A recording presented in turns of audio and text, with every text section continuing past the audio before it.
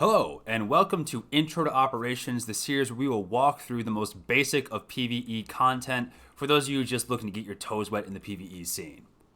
Operations are a great way to gear up very quickly in SWTOR and are the primary form of PvE content.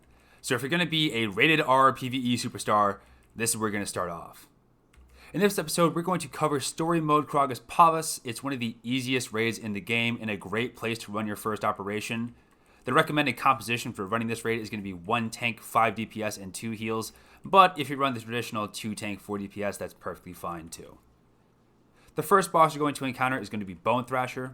Bonethrasher's big deal is that he doesn't have an aggro table, so he can't be tanked or taunted. He's just going to run around the room and start smashing pretty much whoever he wants. He has a couple of key abilities to look out for, the first being a brutal backhand where he winds up for a moment and then does AoE cones in front of him, knocking players backwards. The most dangerous part of this attack is the knockback, as it could push you into the acid, so try your best to avoid it and stay towards the middle of the room. The second key ability is going to be his smash, where he pummels one target into the ground for a moderate amount of damage. If he comes to smash you, just pop a defensive cooldown and wait till he's done. Bonethrasher will spawn a couple of adds, the first type being a Grimorian guard with a large glowing red beam that sparks out of his face and into the sky. If Bonethrasher makes it to this target before it's killed, then he will gain a temporary damage boost, so you want to kill these adds right away. The second type of adds spawn when the boss reaches 50%. They are 2 Manka cats. Now these adds can be tanked, so tanks make sure to grab these 2 cats and drag them to Bonethrasher so that your DPS can cleave them down. That's really it when it comes to mechanics. Just DPS the boss down and you'll be able to move on to the next phase of the operation. Up next we have Jarg and Sorno, which is a classic Romeo and Juliet fight, meaning you have to kill both these bosses at the same time. Typically this is accomplished by splitting the raid into raid frames, so the 4 people on the left side of the raid frame will kill Jarg, and the 4 people on the right side will kill Sorno. Jarg and Sorno do a number of different abilities, most of which do damage, blah blah blah blah blah. We don't really care about the details, it's not that much damage. The only thing you really need to know is that Sorno will cast a heal called Rapid Scan, and you need to interrupt this ability to prevent the boss from healing. About a minute into the fight, Jarg and Sorno will leap to the middle of the room, and pretty much nothing changes here. Just keep damaging down the boss and interrupt the heal. During this phase, Sorno will leap up into the rafters and then rain missiles down at the purple AoE marker. Don't stand in those. We don't stand in stupid here as much as we can help it. Additionally, a Carbonizer probe will spawn and stun someone from your raid. So swap targets and kill the probe and then return back to your original target. You can see here I'm blatantly ignoring the ad in this instance, but that's okay. If you give Sorno a few seconds, he'll hop back down and then you can resume damaging the boss. You're going to want to kill these bosses at the same time, otherwise the surviving boss will enrage and then do more damage. So when one gets below 10%, just swap back and forth on DPS to make sure that they're staying balanced until they reach 0.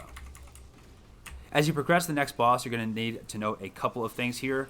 You need to deactivate the 3 turrets spread around the instance that look like this. The adds guarding these turrets aren't hard, but you can't progress to the next boss without taking care of these terminals. Next, this mini-boss can be deceptively tricky. It won't wipe the raid, but it might kill a player. She will throw down this red smoke, and that doesn't leave an AoE marker, but it does a crazy high amount of damage that will kill you if you're not careful, so watch out. The third boss here is going to be the Foreman Crusher. Again, there's not much in terms of mechanics here, so here's what you have to look out for. The tank is going to pull the boss all the way to the gate, and then adds will occasionally spawn there, kill them.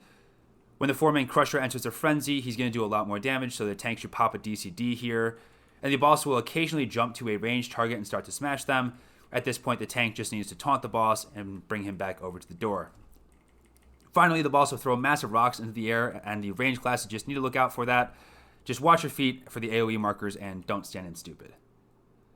The fourth boss in the instance is the Heavy Fabricator droid. This boss looks complex but isn't. In story mode, there's only one real mechanic. The boss is going to be held under the far right fire nozzle with his back to the end of the conveyor belt. A ranged class is going to stand upstairs in the second level near the console. And then when the big panels above the conveyor belt light up green, the ranged class upstairs is going to run back and hit the button, which will spray fire down into the boss. This will leave the boss vulnerable for a short period of time where he would take extra damage. After this vulnerable window, the boss is going to slowly build more stacks of armor, meaning the boss will take less damage. These stacks are removed when the fire nozzle sprays down fire onto the boss, and that's pretty much it. Rinse and repeat until the boss is dead. Now the final boss of the instance is going to be Karagga the Unyielding. There's a lot of things that happen in this fight, but we only need to worry about a few of them in story mode. Rule number 1 is that the tank is going to slowly walk Karagga around the room, moving whenever Karagga drops these stacks of fire underneath him. Usually you don't stand in this fire, but this fire can actually be reflected. So if you're a Jug, a Guardian, a Mercenary, a Commando, or an Optive/Scoundrel with a Reflect utility, you can actually stand in this fire and pop Reflect and then really fluff your numbers. Rule number 2 is that don't stand on Karagga's butt. He's going to spray fire out his ass and do a good chunk of damage, so if you're melee, just make sure you're standing off to his side. And finally, rule number 3, if you are dragged into a gravity well, just run out of it. The gravity well targets a player and then sucks everyone in. The targeted player is rooted, but everyone else can literally just walk out of the damage. And that's really all the mechanics that you have to pay attention to in story mode here. If you're feeling generous, you can kill the ads when they spawn. They're the little mouse droid that suicide into a target and do a moderate amount of damage. But in story mode, they don't do that much damage, so you can kind of just ignore them. Other than that, just kite the boss around the room, don't stand in stupid, and then damage the boss until he's dead. Karagga's Palace isn't that hard in story mode, especially to veterans. But if this is your first time running a SWTOR operation, some of the mechanics would be a little intimidating, but don't worry. Just focus on the basic mechanics that we talked about above and you'll be perfectly fine. Additionally, you can almost always find a group of people willing to run KP and Fleet Chat because it drops loot very quickly, especially for new players. For example, one of my returning friends went from 286 to 296 in a single run here. If you have any questions, feel free to leave them in the comments and I will get back to you as soon as possible. Happy hunting and welcome to PvE.